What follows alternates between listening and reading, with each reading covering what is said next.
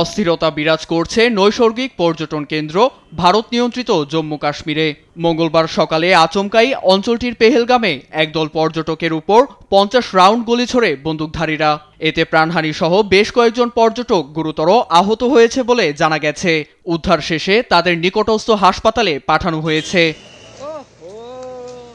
গোলাগুলির খবরে নিরাপত্তার চাদরে ঢেকে যায় পেহেলগাম। শুরু হয় পুলিশ ও ভারতীয় সেনাদের সমন্বয়ে বন্দুকধারীদের বিরুদ্ধে অভিযান। এছাড়া গুরুত্বপূর্ণ জায়গায় চেকপোস্ট বসানো হয় বলে জানায় জম্মু কাশ্মীর পুলিশ। পর্যটকদের উপর হামলার তীব্র নিন্দা জানিয়েছেন সৌদি সফররত ভারতীয় প্রধানমন্ত্রী নরেন্দ্র মোদী। স্বরাষ্ট্রমন্ত্রী অমিত শাহের সঙ্গে ফোনালাপে বন্দুকধারীদের বিরুদ্ধে অভিযান জোরদারের নির্দেশও দিয়েছেন তিনি। নিন্দা জানিয়েছেন জম্মু কাশ্মীরের সাবেক মুখ্যমন্ত্রী ও পিপলস ডেমোক্রেটিক পার্টির প্রধান মেহবুবা মুফতি।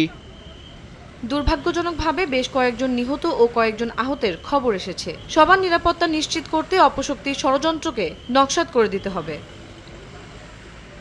এছাড়া উদ্বেগ প্রকাশ করেছেন পেহেলগামের প্রাক্তন আইনজীবী রাফি আহমেদ মীর। পর্যটকদের আতঙ্কিত হওয়ার কিছুই নেই, প্রশাসন আমাদের সঙ্গে রয়েছে, তদন্ত শেষে দ্রুতই ব্যবস্থা নেওয়া হবে। এর মধ্যেই হামলার দায় স্বীকার করেছে কাশ্মীর প্রতিরোধ যোদ্ধা নামে একটি সশস্ত্র গোষ্ঠী।